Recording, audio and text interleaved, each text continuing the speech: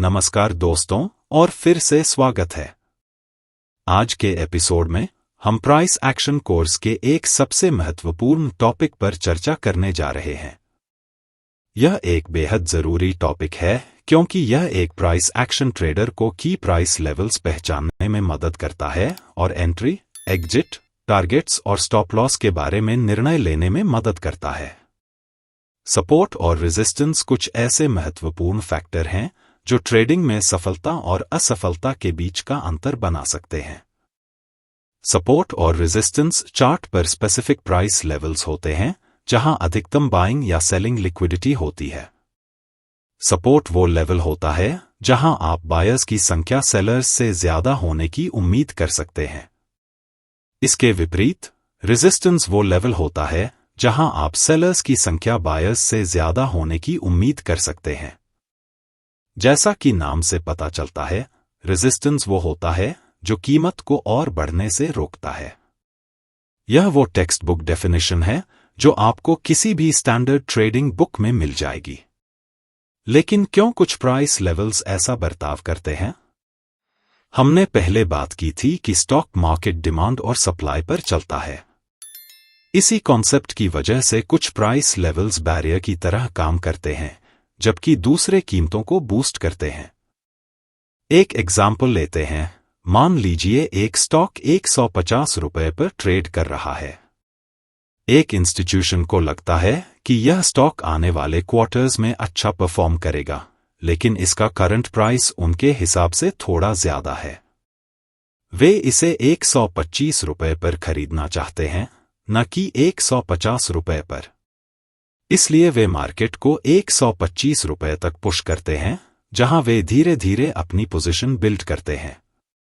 यह लेवल, जहां डिमांड पूरी होती है और प्राइसेस बढ़ने लगती हैं, सपोर्ट लेवल कहलाता है। सपोर्ट लेवल को आप उस प्राइस पॉइंट के रूप में भी देख सकते हैं जो कीमतों को और गिरने से रोकता है।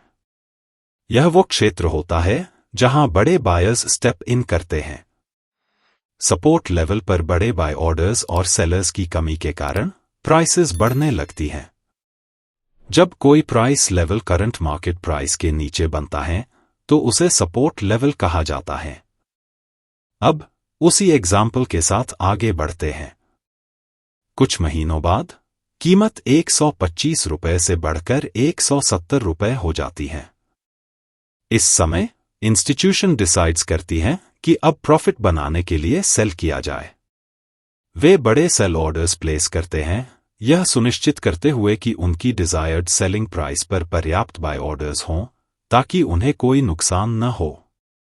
ये लेवल्स कीमत को और बढ़ने से रोकते हैं, जिससे यह रेजिस्टेंस लेवल बन जाता है। यहां सेलर्स की संख्या बायर्स से ज्यादा हो जाती है, जिससे प्राइसेस गिरने लगती हैं। जब कोई price level current market price के ऊपर बनता है तो उसे रेजिस्टेंस लेवल कहा जाता है।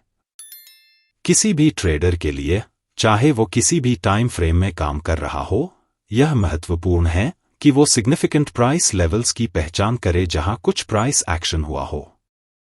प्राइस एक्शन टेक्निक का उपयोग करके इन लेवल्स को पहचानना अधिक सफल ट्रेड्स की ओर ले जा सकता है। आइए एक सिंपल 5 स्टेप प्रोसेस पर चर्चा करते हैं, जिससे आप अपने चार्ट पर सपोर्ट और रेजिस्टेंस की पहचान कर सकते हैं। ये स्टेप्स हैं। 1. चार्ट खोलें। 2. चार्ट को जूम आउट करें। 3. की प्राइस एक्शन पॉइंट्स को प्लॉट करें। 4. पॉइंट्स को कनेक्ट करें और एक लाइन खींचें। 5. सपोर्ट और रेजिस्टेंस जोन को प्लॉट करें। आइए इन स्टेप्स को विस्तार से समझें। पहला स्टेप है अपने ट्रेडिंग स्ट्रैटेजी और ट्रेडिंग टाइम फ्रेम के अनुसार चार्ट खोलें। अगर आप लॉन्ग टर्म पोजिशनल ट्रेडर हैं तो आपका ट्रेडिंग टाइम फ्रेम वीकली या डेली होना चाहिए। स्विंग ट्रेडर के लिए ये डेली या आवरली हो सकता है। इंट्राडे ट्रेडर 30 मिनट्स या 15 मिनट्स टाइम फ्रेम का उपयोग कर सकते हैं। स्कैल्पर आमतौर पर 5 मिनट्स या 1 मिनट टाइम फ्रेम का उपयोग करते हैं। दूसरा स्टेप है अपने चार्ट को हायर टाइम फ्रेम में जूम आउट करें। उदाहरण के लिए, अगर आप एक स्विंग ट्रेडर हैं जो डेली कैंडल में ट्रेड कर रहे हैं, तो अपने चार्ट को वीकली कैंडल में जूम आउट करें। इसी तरह अगर आप इंट्राडे ट्रेडर हैं जो 15 मिनट्स कैंडल में ट्रेड कर रहे हैं तो चार्ट को 30 मिनट्स या आवरली कैंडल में जूम आउट करें। तीसरा स्टेप है की प्राइस एक्शन जोन्स की पहचान करना। एक प्राइस एक्शन जोन चार्ट पर वह पॉइंट होता है जो स्टैंड आउट करता है। अगर कोई लेवल आपकी नजर को पकड़ता है तो वह संभवतः एक महत्वपूर्ण लेवल है। आप एक की लेवल की पहचान कर सकते हैं यदि प्राइस एक छोटे अप मूव के बाद हेजिटेट करता है, एक छोटे डाउन मूव के बाद हेजिटेट करता है या किसी स्पेसिफिक प्राइस पॉइंट पर शार्प रिवर्सल्स दिखाता है।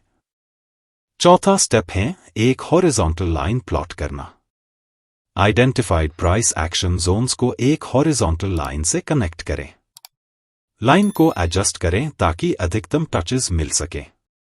जितने अधिक टचेस होंगे प्राइस लेवल उतना ही मजबूत होगा जो मेजर सपोर्ट या रेजिस्टेंस के रूप में काम करेगा। पांचवा स्टेप है सपोर्ट और रेजिस्टेंस को प्लॉट करना। कई ट्रेडर्स एक कॉमन मिस्टेक करते हैं और वो है अप्रॉक्सीमेशन रिस्क। याद रखें, मार्केट एक सिंगल प्राइस लेवल का नहीं बल्कि रिलेटेड प्राइस लेवल्स के एक रेंज का रिस्पेक्ट करता है। इसलिए एक सिंगल लाइन खींचने के बजाय सपोर्ट और रेजिस्टेंस को एक एरिया या जोन के रूप में रिप्रेजेंट करें। सपोर्ट और रेजिस्टेंस लेवल्स कितने रिलायबल हैं? ये संभावित प्राइस रिवर्सल्स का संकेत दे सकते हैं, लेकिन ये हमेशा इसकी गारंटी नहीं देते। सिर्फ एक कन्फर्मेशन पर भरोसा न करें, जैसे कि प्राइस सपोर्ट या रेजिस्टेंस तक पहुंच रहा हो। इसके बजाय अधिक कन्फर्मेशंस ढूंढें। उदाहरण के लिए सपोर्ट और रेजिस्टेंस के साथ प्राइस एक्शन कैंडलस्टिक्स का उपयोग करें ताकि आप अपना खुद का ट्रेडिंग प्लेटफॉर्म बना सकें और इस सिस्टम के साथ पेपर ट्रेडिंग शुरू कर सकें। आने वाले एपिसोड्स में हम सपोर्ट और रेजिस्टेंस के एडवांस्ड लेवल पर चर्चा जारी रखेंगे। यह एक बहुत ही महत्वपूर्ण और व्यापक टॉपिक है जिसे समझना एक सफल ट्रेडर बनने के लिए बेहद जरूरी है। अगर आपको यह हेल्पफुल लगा और आप स्टॉक मार्केट के बारे में और सीखना चाहते हैं तो मेरे चैनल टुवर्ड्स समृद्धि को सब्सक्राइब करें। मुझे आपके थॉट्स जानकर बहुत खुशी होगी कि आपने इस ट्यूटोरियल को कैसे पाया और कौन से टॉपिक्स के बारे में आप और जानना चाहेंगे। कृपया अपने बहुमूल्य थॉट्स कमेंट्स में जरूर शेयर करें। मैं और भी एजुकेशनल और इंफॉर्मेटिव कंटेंट पोस्ट करता रहूंगा। इस रोमांचक जर्नी में मेरे साथ जुड़ने के लिए सब्सक्राइब बटन को जरूर दबाएं।